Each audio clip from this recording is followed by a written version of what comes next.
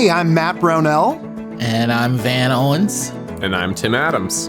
Welcome to Climbing the Mountain, where we dive into the scriptures and discuss themes, connections, and real-life application. We're kicking off a series here where we're going to examine the Sermon on the Mount and discuss implications for this teaching for Christians today.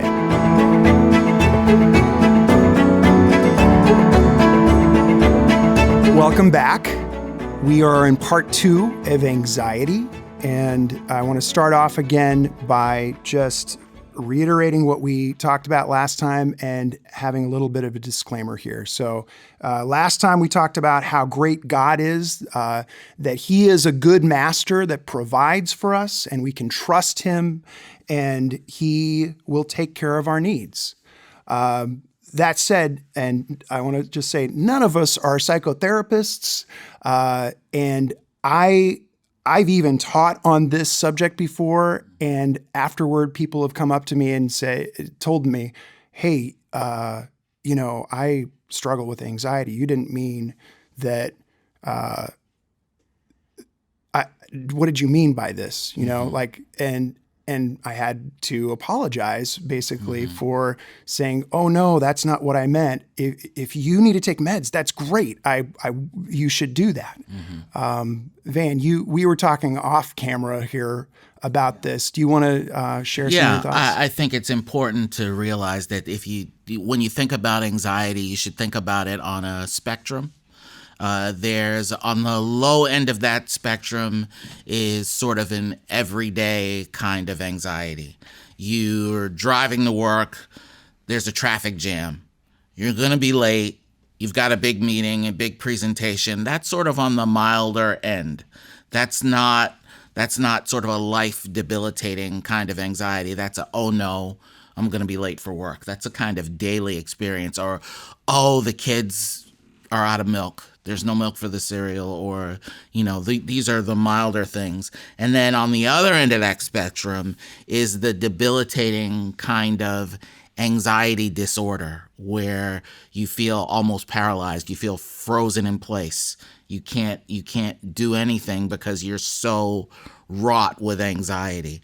We're not talking when you're closer to that far end, that anxiety disorder thing, you need to get help. And that help might be psychotherapy, it might be medication, it might be a combination of those things. What we're talking about here is the stuff that's on sort of the first half of that spectrum. The anxiety, the sort of day-to-day anxiety, the ones that distract us from our relationship with God and make us start to go in ways that we shouldn't go, and if undealt with, could lead to that higher level of anxiety. It's important to think of it in that way. Yeah, thank you. Yeah, we definitely, if you are struggling with crippling anxiety, please get help. And we're grateful to now keep looking at Jesus's words because they do make a difference. But if you're not able to hear them because you're so anxious, please get help. There's nothing wrong with that. There's nothing wrong with you. So let's get back to this. Would you like to read? Start at the top again? Yeah. All right.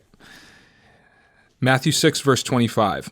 Therefore I tell you, do not worry about your life, what you will eat or drink, or about your body, what you will wear. Is not life more than food, and the body more important more than clothes? Look at the birds of the air. They do not sow or reap or store away in barns, and yet your heavenly Father feeds them. Are you not much more valuable than they? Can any one of you, by worrying, add a single hour to your life? And why do you worry about clothes? See how the flowers of the field grow? They do not labor or spin. Yet I tell you that not even Solomon in all his splendor was dressed like one of these. If that is how God clothes the grass of the field, which is here today and tomorrow is thrown into the fire, will He not much more clothe you, you of little faith? So do not worry, saying, what shall we eat, or what shall we drink, or what shall we wear? For the pagans run after all these things, and your heavenly Father knows that you need them. But seek first his kingdom and his righteousness, and all these things will be given to you as well. Therefore, do not worry about tomorrow, for tomorrow will worry about itself. Each day has enough trouble of its own. Thank you. All right. In some of our previous episodes, we were talking about treasuring earthly treasure, and I made a point about the wordplay there, and how treasure is used both as a verb and as a noun, like quit treasuring earthly treasure. But there's also this sense that it does mean store up. And we know that for sure because we can see how Jesus is using it when he's teaching us about the birds. How does looking at birds help us not be anxious? I mean, what do birds teach us about our attitude toward earthly treasure? So as I was thinking about this, one of the things that is fun with birds is that they are always singing. They are singing far more than it seems like they would need to. Especially early in the morning. But there's a freedom. There's a freedom with birds. There's a effortlessness that they convey. And I think that's one of the pictures that Jesus, gives us, that he wants us to look up to see, the freedom that they have, flying in the air, and there's not this like worry that's dragging them down. Wow. Right. You're soaring. Yeah, exactly. And so that's what worry often does for me. It's like an anchor, right? So I think that's, being able to notice that God provides for these creatures, and they can do that living their life, flying around and singing. Okay, well, maybe God will provide for me, and I don't have to live my whole life, hanging my head and all uptight. Yeah, they're also always eating. Yeah. Birds they're looking for food. Not that I'm what's a bird person? Is that an ornithologist? I'm not one of those, but I have recently moved from the city to the country, so I get to sit on my porch and listen to and watch birds a lot. And they're always scavenging in my lawn for seeds or insects or whatever they eat. The food is plentiful for them. And they're always striving to get it, but not in the way that I strive. Their striving is different from mine. And I love what you said, Tim, about them always singing. And I equate that to being someone whose mindset is praising God and being thankful to God for everything, being thankful for God for the fact that I can watch birds and learn from birds.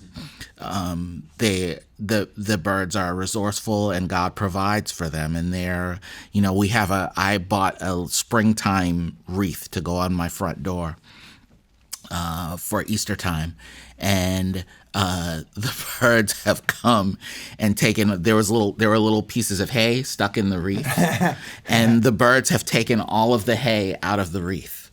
I caught them one morning when I was going to work. They fly down, they grab the hay, and they take it to make their nests. Yeah. And the birds are working. They are working. They're always working to provide for themselves, to provide for their offspring. But they do it in a way that seems stress-free from a human perspective. Yeah. And always singing, always seem to be, they're just kind of delightful. They're delightful animals. And, and if I could somehow adopt that in my day and be more pleasant as I go through the day, it would, I think, reduce some of the anxiety that I can feel during the day. Yeah. I love what you're saying, both of you, about equating the singing with gratitude. That is something I had not thought about. The looking up, the birds are soaring. It's a beautiful image. Well, so what I was gonna, I love what you guys are saying about how they're carefree and they just kind of go about and they look for food and they get it and they find it and they manage and they've learned how and where to find food. I have I think it's an Oriole that loves whatever's in my yard, whatever dead grass is in my yard. I also had a couple ducks that wanted to sit in my pool, and we had to manage that. My son was disappointed they haven't come back, but that's okay. One of the things I think about here is the audience, and I think that there's a certain element in this audience where having enough food to eat probably didn't feel guaranteed to a lot of the people listening to this. It's easy in America where, if we don't have food, we can go buy more food. We can either walk or drive to the grocery store, buy more food, buy everything we need and a lot of things we don't with minimal effort. I think a lot of these people, I would imagine them going, gee, I don't necessarily see, like they didn't have the same kind of grocery store system we did. They had to actually work for their food. And so this was in an era where maybe not necessarily in this region of the world, but where famine and starvation was very much on the table. It was not an unheard of thing. And so I would imagine to most of his audience, the idea that I'll have enough to meet my needs didn't actually feel like a guarantee. Like it didn't feel as certain as it is. Like I'm never going to run out of food living in 21st century America, I hope. Unless something changes drastically. But I think for these people it was on the table that I might not have enough to be able to provide for all my daily needs. Right. And Jesus is trying to refocus them from being stressed out about that. And I really appreciate what Van said on the front end, that can be very stressful. I mean, that is being in poverty and not knowing where your next meal is coming from, which thankfully is a situation I've never personally been in. But if I've heard people who have talk about it, it is a stress and anxiety inducing existence. Yep. And it feels to me like Jesus is trying to get them to reframe it and reframe that God is going to provide what you need, even if you can't necessarily see it. And in a similar way to the manna and the bread. I was hoping you'd bring that up. I was like, he's going to do it. I bet he is. I bet he is. And you strung it out to the very end. That was very good. I agree. This is like the manna, and it's to me it feels like first of all, he's making an argument from a lesser to a greater, right? Like if he's actually saying God is providing for the bird. God feeds the birds, these little creatures. And they're carefree. I love that we were talking about how grateful they can be. But if God's going to take care of the little birds, aren't you worth more than those things? And so I think it's what he's also doing, which we've talked about a few times now, is getting us to point back to God's character and to trust him and build our faith in God, that he will provide for us. So if he's going to take care of all those minor details in the life of birds, providing for them, he's going to take care of us. So we don't have to be anxious. The next argument that he makes is in the form of a question. Jesus asks, can any one of you, by worrying, add a single hour to your life? There are plenty of studies out there that suggest worrying doesn't add time to your life. Rather, it subtracts time from your life. What's the argument Jesus is making here that helps us not be anxious? This was a challenging question for me, and I think that what I thought about is time, as far as the time of how much time I have in my life. That's something that is an unknown quantity. And because, again, I kind of hate that it is, but money is always the thing that my mind goes back to. I imagined a scenario where I have a certain amount of money. So I work and I get a paycheck every month. I know exactly how much that paycheck is going to be. And so I can plan for that. But I imagined a scenario where, what if I worked and got pay, but never knew how much pay they were going to give me? Ooh. And did not have a way of even recording, not knowing, not having a relationship with my bank, and not knowing how much money was in the bank at any given time. I would know that I have money, some amount of it, to spend on the things that I want and the things that I need, but eventually there won't be any more. And that's what the time of my life is like. And so if I think about time as something that is limited and that one day I'm going to run out of, then I'm going to use it in a different way. And so if I'm worrying about my life all the time, if I'm worrying about how am I going to get to a place where I'm going to be happy? This is something when I was a younger man that I worried about all the time. And it prevented me from being content or joyful or happy in the moment. And I lost my happiness by worrying about my happiness. Does that make sense? This was really strange to me. It was like, so I'm sitting here concerned about what's going to happen to my life. What's going to happen when I'm all alone? That's sometimes something that I think about. I would think, God, I hope I die before all the people I love die, so I won't be all alone. And what will happen to me when I'm all alone? What will happen to me? And I end up spending hours sitting in my room worrying about being all alone when my family and friends are right there. It's a waste of time, huh? It's a waste of time. It just makes you miserable. Exactly.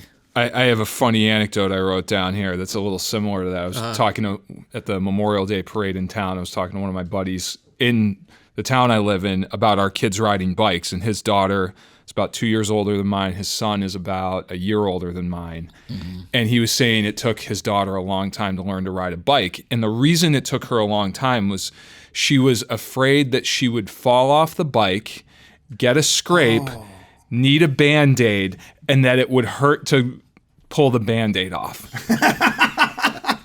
And we were just looking at each other and we were like, yeah, that sounds like a kid worry. And which one of the parents did you get that level of anxiety from? And how, and that's going to be unpacked in therapy when you're a little bit older, and we'll help you with that. But I do think about, there are so many worries that his daughter, she had this worry that she was anxious about it. She was like, oh no, and about this thing that hasn't even happened yet. Right. Yeah. And it kept her from learning to ride a bike. Wow. It was somewhat irrational, but not inconceivable. Yeah, it was. Yeah. It was very plausible, but it was also not guaranteed to happen. Yeah. And it prevented her from even trying for a while, and That's she's so since funny. learned. Right. I've seen that in my own life. I'm seeing Yeah. it now play out in my kids. I have one kid who's like, I'm just going to hop in and try it and we'll see what happens. And the other one who's very cautious. And so learning to skate has been like, he still looks like a robot on ice because he's going super slow. Mm-hmm. The other one, fell down a few times, but like zips around now.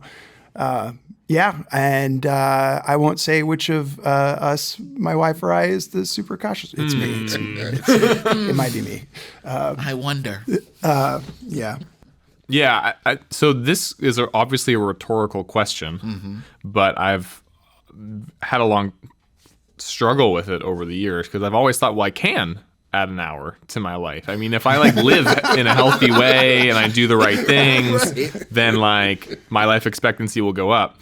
But that's the thing. It's like life expectancy. It's like a statistical probability. It's not an actual guarantee. So, this whole section is in this context of we can only serve one master. God is our master. And I think Jesus is making the point of, well, understand your abilities and your limitations, and understand God's abilities without limitations, and recognize, okay, you can control some things, but you can't control everything.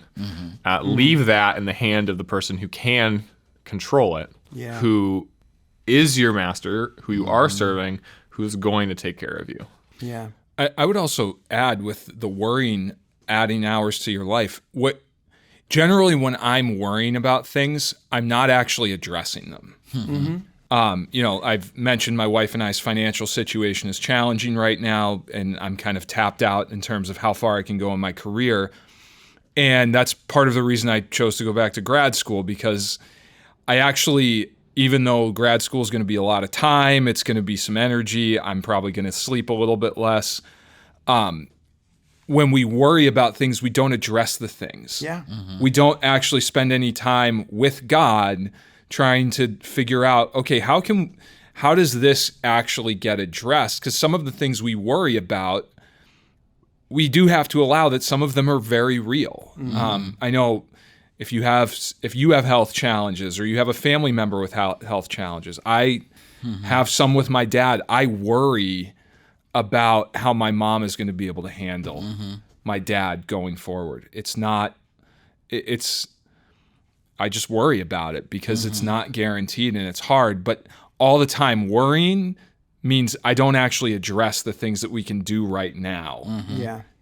Both to improve my dad's health and to prepare my mom to be able to care for him better going forward. Jim, that is so helpful to think about caution and worry, and the fact that when you're worrying, for me, when I'm worrying, I'm not doing anything else except worrying. And that caution is good, and caution is, we're all related. We all are related to some ancestor who was cautious. I in a book that I read about anxiety, I read about, there were two guys living in a cave, and outside the cave was a big field, and in the field was a lion. And they both knew the lion was there. And one guy said, to get water, I'm going around the field to get water. It's twice as long, but I avoid the lion. That's the guy who was cautious. The guy who was not cautious said, I'm just going straight through the field. Probably won't see the lion. Well, the lion eventually got that guy. And so we're all related to the guy who went around. So it's in our DNA to be cautious. But the human condition produces in us this desire to always want more, and to always be preparing for more. And when we can't get more, it produces worry. And it's helpful to me to hear you say, when I worry, I'm not doing anything. Yeah. Because my natural mode is worry. Yeah. I could relate to what both of you were saying. I think for me, this question comes down to what's within my control and what's outside of it. It reminded me a little bit of the thing Jesus was saying about you can't make a hair white or black. And we talked about how they probably had hair dye then, but the truth would come out. Here it goes. It's still gray underneath. And so many things I worry about are outside of my control. And, I have ulcerative colitis, and they don't know exactly, it's multifactorial. They don't know exactly what causes it, but one of the main factors is stress.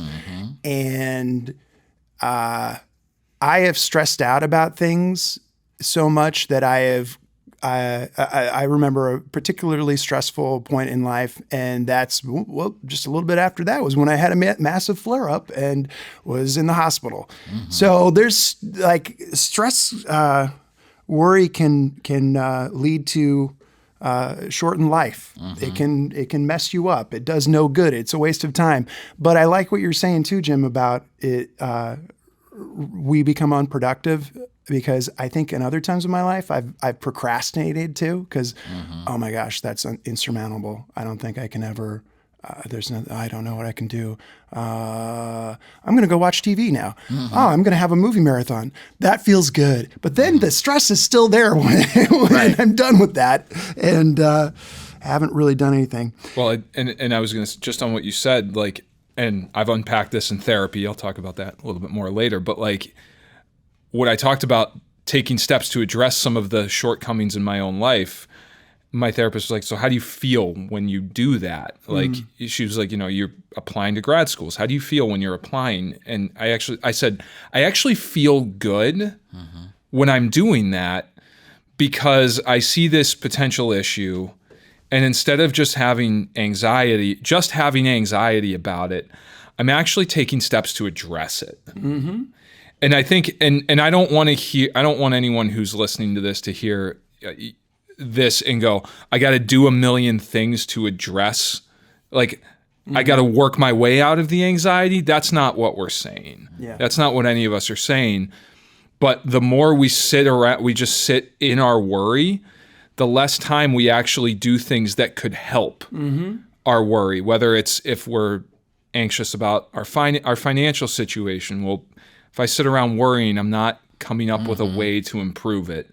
Or if we're anxious, for those of us that are parents in here of varying ages, Van's kids are grown-ish, and Matt's kids are older than mine. But if I'm anxious and worried about my kids and I'm just sitting there being anxious, that's time I could spend with them. That's time I could engage with them. That's time I can train them to be who God designed them to be instead of being worried about it. I like what you were saying too about addressing things with God, because I think that's where the real power comes from. And I think this gets back to the issue of faith that we were discussing and trusting God in all of this. It reminds me of Jacob wrestling with the angel, right? And then facing some pretty difficult things. And I think you're right. It might feel tough to go through something, but if you're doing it with God, you can trust that He will carry you through. So there's that too. So we've covered a lot here. We've gotten through a couple questions. I love what this description of birds being so carefree, singing, grateful to God, and how God is so concerned with all the details of their lives. He's even more concerned about our details, and that we don't need to worry. We can instead go to Him. So we're going to come back to this topic in another podcast, and thank you very much.